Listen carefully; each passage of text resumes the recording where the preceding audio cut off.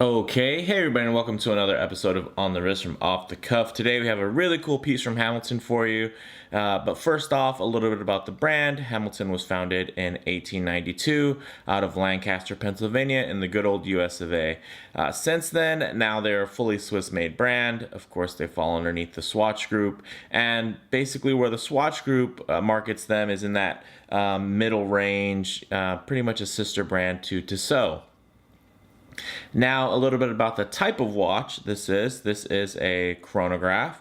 So some key features and, common design language you're going to find in a chronograph rich watch are, external pushers to activate the timing functions, multiple subdials to measure elapsed time, and then often featuring a tachymeter scale, which basically helps with calculations as far as speed and distance.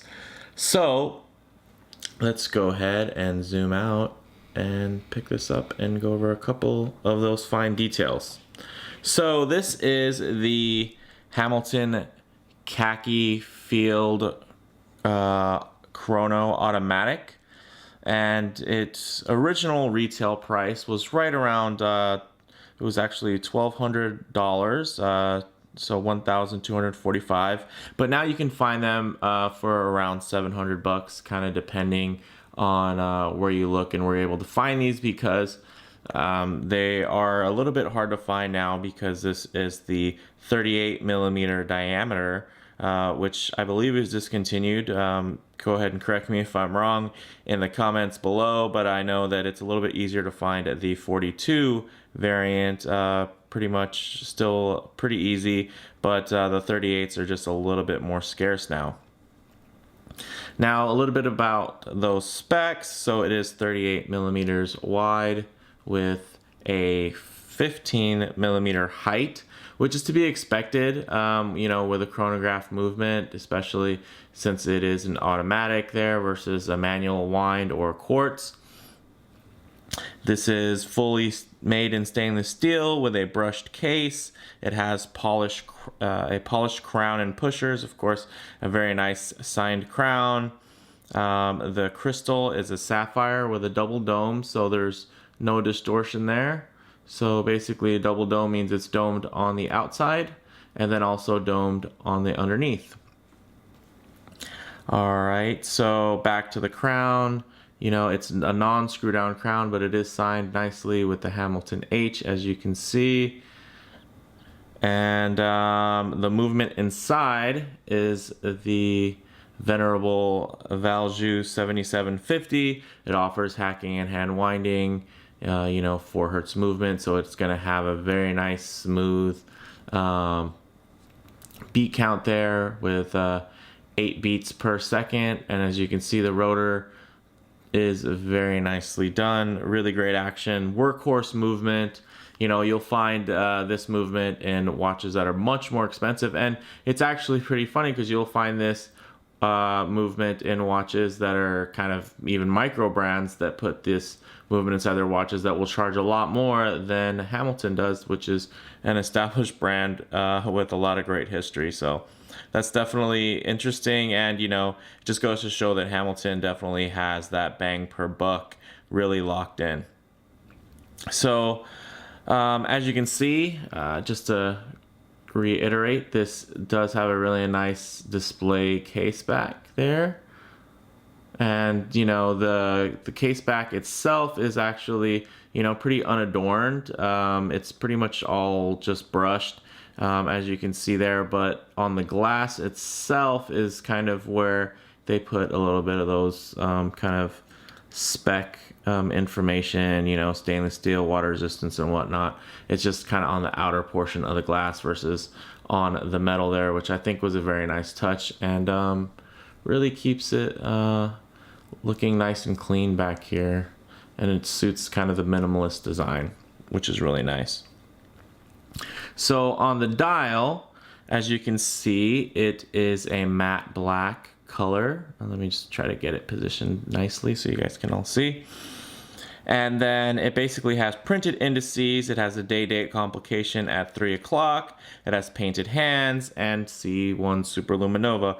Although there's not a lot of it applied, This is a field watch. It's not a diver. It doesn't really need to be super bright or anything like that. Actually, you know, I was in the Marine Corps for quite some time, almost 10 years before I hurt my back. But one of the things is that, you know, for a field watch, you actually don't want it to have too much lume, because in the dark, you don't want to give away your position, so you don't necessarily want to have a big, bright, glowing watch. So that kind of ties into that. So I don't really see the lume as really being a shortcoming, more so something that is just, you know, is part of the aesthetic of a field watch. All right, so the water resistance is 10 bar or 100 meters or 330 feet, which is actually really nice for a watch without a screw down crown. And it's, you know, really keeps it in that very sporty range, because it is, you know, it does have very, you know, decent water resistance. Again, it's not a diver, but you know, this isn't going to be something you're going to have to worry about when it's raining if you're wearing it, or, you know, if you splash water on it or submerge it underwater. Obviously, I wouldn't take it very deep, but it's not something that's going to really harm the watch. Now, as far as the bracelet goes, it comes with a really nice padded leather strap, but I've switched it out here for this Di-Modell Rallye. Which is a really nice strap. It's actually also waterproof to 100 meters, which is really nice, which means I can sweat on it or anything like that, or if it gets dirty, I can just rinse it off and then dry it, and it's actually going to hold up really nicely.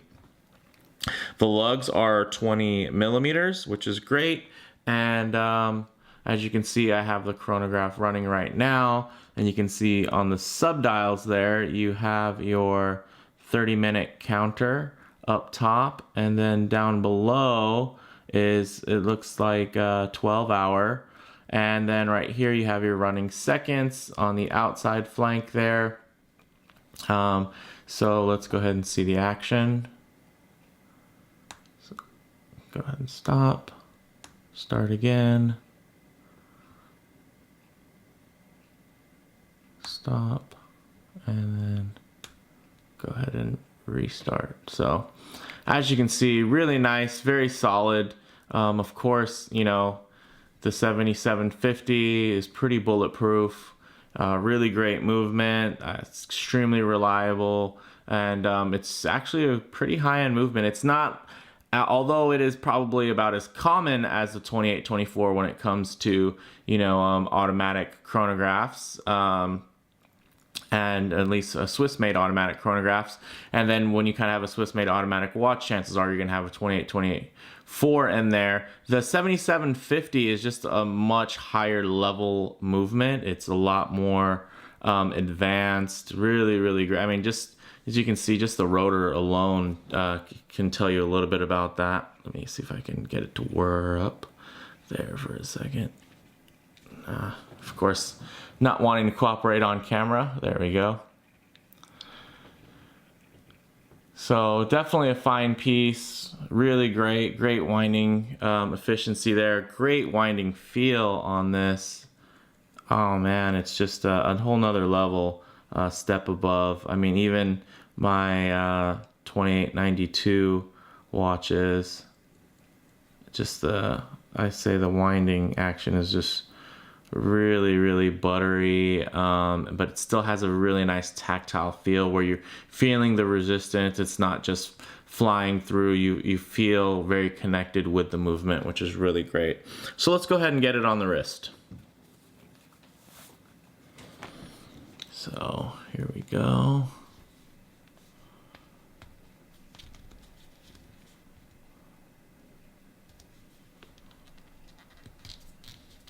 All right. So although this strap is really kind of a more motorsports inspired strap, I really like it on the Hamilton, because what it does, it just kind of, you know, of course, chronographs really got their start, you know, timing motorsports. So I think it really ties in nicely. And of course, with the Arabic numerals, I think it could easily fit the bill as a, you know, kind of motorsports inspired design, although this is, you know, very clearly a tribute to kind of old school field watches. I think it definitely looks really nice, and as you can see, although it's a 38, I think it fits the wrist really well. I do have a 7¼ inch wrist, so it's on the larger side of average, but although this is a little bit tall here, it does wear really nicely. Of course, I wouldn't consider this, a dress watch option, but it is, a fairly dressy sports watch. And I think on the wrist, you can see, really suits the wrist really well. Even on wristies, where kind of everything looks a bit oversized, it still fits really nicely.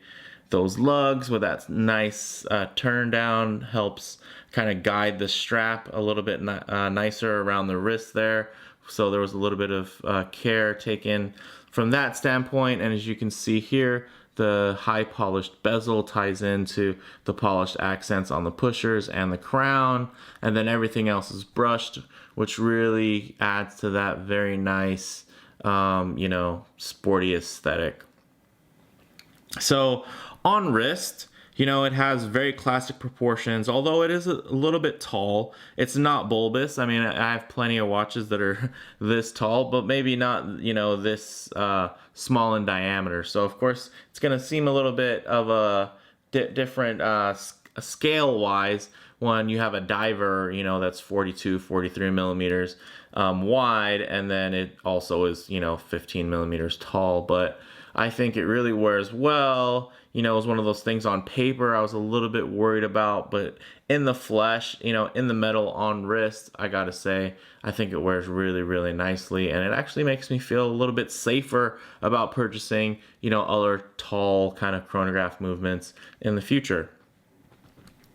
So as far as model variants go, we kind of touched on it earlier. There are, there's the 42 millimeter variant, which has a slightly different dial. It comes with polished hands, and Hamilton being Hamilton, they do kind of do incremental updates as far as their designs. So the versions you might see may look very similar but slightly different. One of the key features about this dial is that it actually doesn't say Swiss made on it. So, with that, to play to that real American heritage, at one point, Swiss watches, they weren't doing so great, after the quartz crisis. And one of the reasons why the Swatch Group picked up Hamilton was to really tie in and capitalize on that American heritage. So on, more of their kind of classic designs that tie back to, Hamilton's true roots in American watchmaking, they do forego adding the Swiss made,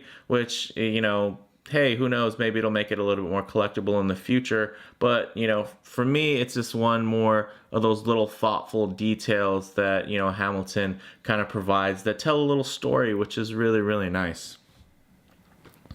As far as, I guess my final thoughts, the bottom line is this is a no frills design.